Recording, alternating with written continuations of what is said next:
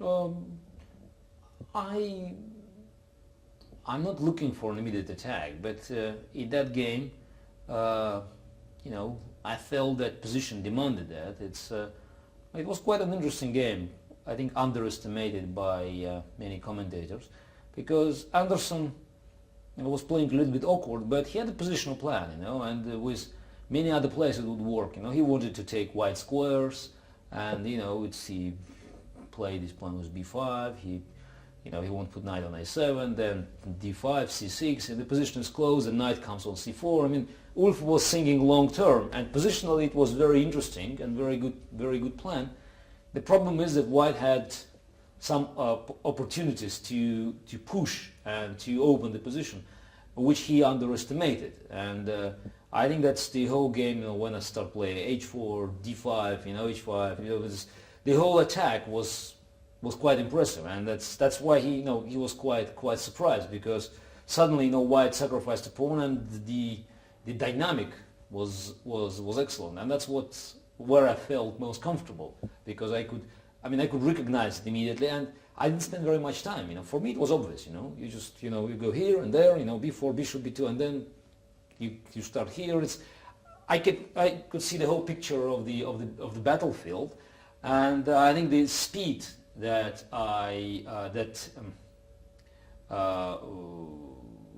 was used to make all the moves made big impression over Andersson as well.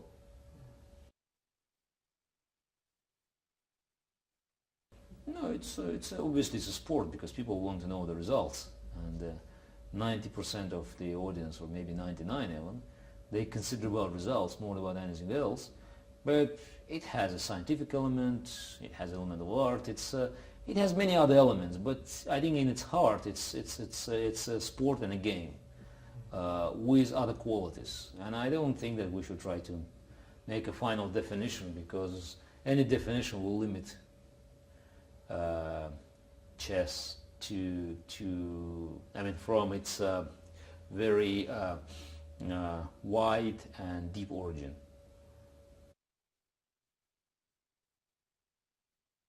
Remained at the top.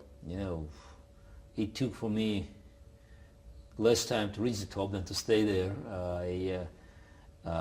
It's to stay on the top is more difficult, because you have a big competition, and it's more difficult to motivate yourself.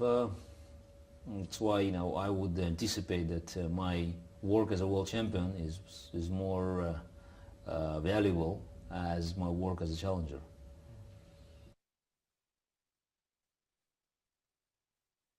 No, I guess so. It's hard to describe, but obviously the ability to analyze information and just to come up with the optimal way of executing the plans should be quite special and superior to other players.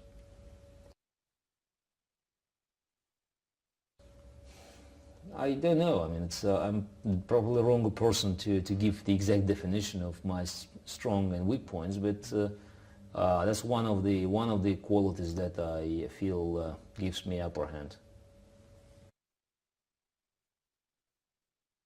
I don't know, the pressure, unless you put the physical pressure on the opponent, or you create a really tough atmosphere, using some tricks.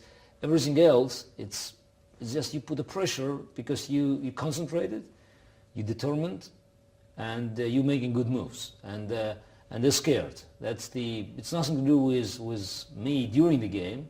It's something to do with my record as a chess player, and with the expectations that I will be very tough in this game. So it's more about them than about me.